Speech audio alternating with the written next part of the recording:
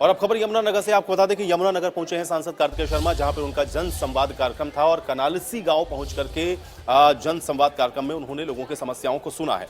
जन संवाद के तहत गांव के दौरे पर कार्तिकेय शर्मा पहुंचे हैं, जहां पर लोगों की समस्याओं को सुना गया, उनके साथ उन समस्याओं का समाधान भी किया जा रहा है। तो बड़ी जानकारी है कार्तिकेय शर्मा।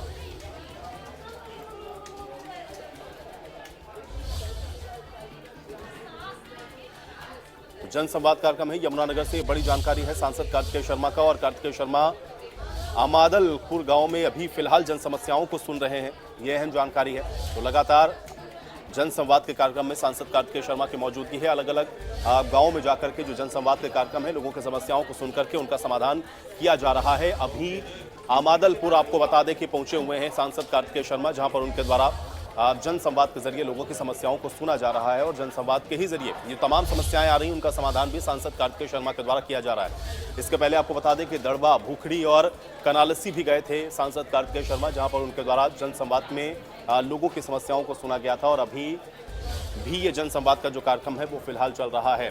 तो अभी आमादलपुर गांव में है, जहां पर जन समस्याएं सुन रहे हैं सांसद कार्तिकेय शर्मा। ये बड़ी जानकारी और बड़ी और अहम खबर आप तक पहुंचा रहे हैं। तो कार्तिकेय शर्मा के द्वारा जन संवाद कार्यक्रम के जरिए लोगों की समस्याओं का समाधान किया जा रहा है। अलग अलग गांव में आपको बता दें कि आज जन संवाद में मौजूदगी कार्तिकेय शर्मा की है और इन अलग अलग गांव में जो ग्रामीणों ने अपनी समस्याओं को रखा है, उनका समाधान भी सांसद कार्तिकेय शर्मा के द्वारा किया जा रहा है। तो कनालसी गाँव में जन संवाद कार्यक्रम और सांसद कार्तिकेय शर्मा ने यहाँ पर लोगों की समस्याएं सुनी। भूखड़ी गाँव भी गए, यहाँ पर भी आपको बता दें कि जन संवाद के जरिए जो समस्याएं हैं उनको सुना गया। और अलग अलग जगहों पर आपको बता दें कि सांसद के द्वारा जन संवाद कार्यक्रम में लोगों की समस्याओं को सुन के उनका समाधान किया जा रहा है।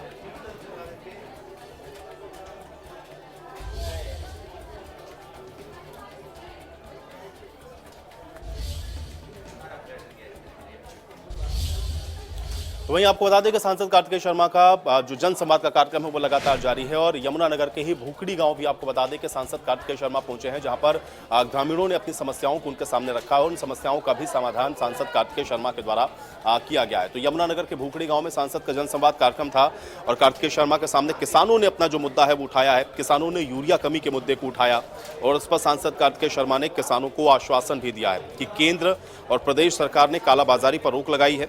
यूरिया के लिए लगने वाली जो लाइन है उनको हम जल्द ही खत्म करेंगे। गैस की तरह यूरिया की लाइनें भी खत्म होंगी, सांसद कार्तिकेय शर्मा ने ये बात कही है। साथ ही साथ अधिकारियों को निर्देश भी उन्होंने दिया है। तो यमुनानगर के भूखड़ी गांव पहुंचे हुए थे सांसद कार्तिकेय शर्मा, जहां पर उन्होंने बात कही। इसके अलावा 14 साल के एक विकलांग बच्चे की पेंशन बनाने के निर्देश भी आपको बता दें कि दिए गए हैं सांसद कार्तिकेय शर्मा के द्वारा।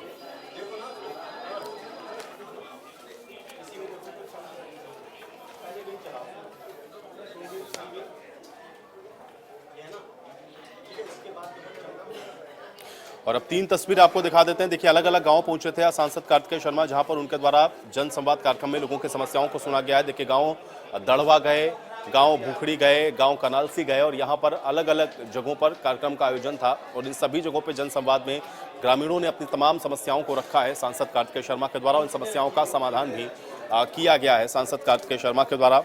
तो भूखड़ी गांव में भी जन संवाद था, कनालसी गांव में भी जन संवाद था और कनालसी गांव में भी लोगों की समस्याओं को सुना, भूखड़ी गांव में भी और दड़वा में भी। और इन सभी जगहों पर आपको बता दें कि समस्याओं का जो समाधान है वो कार्तिकेय शर्मा के द्वारा किया गया है। जन संवाद में लोगों ने अपनी समस्याओं को सांसद कार्तिकेय शर्मा के सामने उठाया।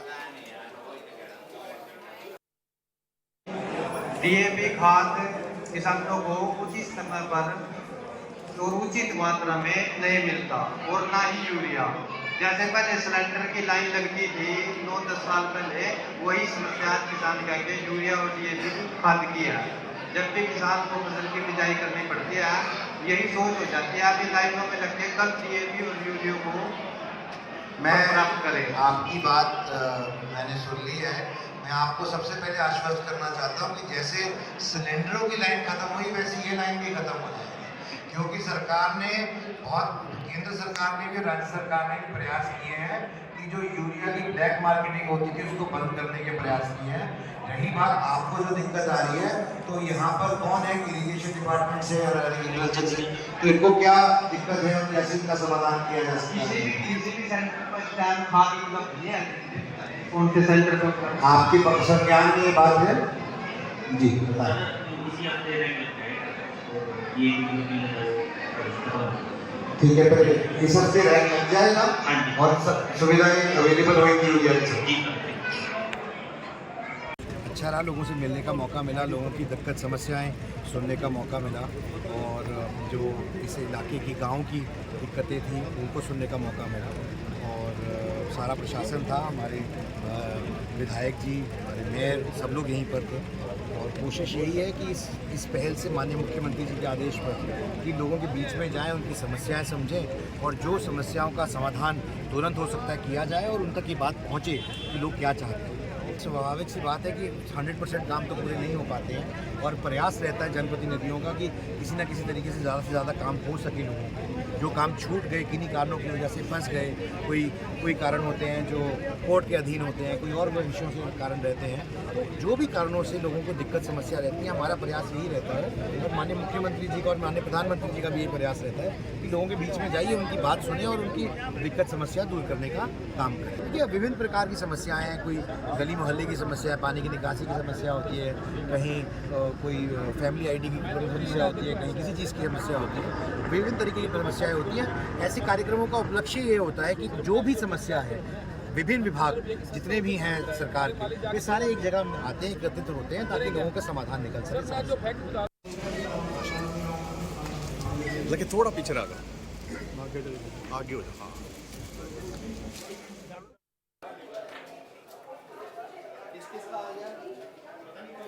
और चलिए इसी के साथ एक और बड़ी खबर का रुख कर लेते हैं। तो आपको बता दें कि यमुनानगर में अलग अलग गांव में सांसद कार्तिकेय शर्मा के द्वारा आपको बता दें कि जनसंवाद का जो कार्यक्रम है वो लगातार जारी है और इसी से जुड़ी हुई ये बड़ी और अहम जानकारी आप तक पहुंचा रहे हैं। यमुनानगर से ही खबर है, कनालसी गांव आपको बता दें, यहाँ पर जनसंवाद का कार्यक्रम सांसद कार्तिकेय शर्मा का और यहाँ पर लोगों की समस्याओं को सुना है।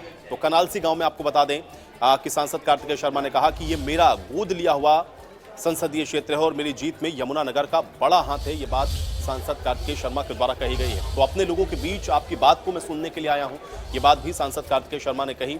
और यमुनानगर के कनालसी गांव आपको बता दें कि पहुंचे हैं सांसद कार्तिकेय शर्मा, जहां पर उनके द्वारा लोगों की समस्याओं का समाधान भी किया जा रहा है। तो कनालसी गांव है और यहां पर आपको बता दें कि समस्याओं को सुना जा रहा है सांसद कार्तिकेय शर्मा के द्वारा। आप जो लोग पहुंच रहे हैं अपनी समस्याओं को लेकर के, उनका समाधान भी हो रहा है। ये मेरा गोद लिया हुआ गांव है, ये बड़ी बात अब ये कही गई और मेरी जीत में यमुनानगर का बड़ा हाथ है, ये बात भी सांसद कार्तिकेय शर्मा ने कही है। तो अपने लोगों के बीच आपकी बात को मैं सुनने के लिए आया हूं, सांसद कार्तिकेय शर्मा के द्वारा ये बात भी जनसंवाद के द्वारा कही गई।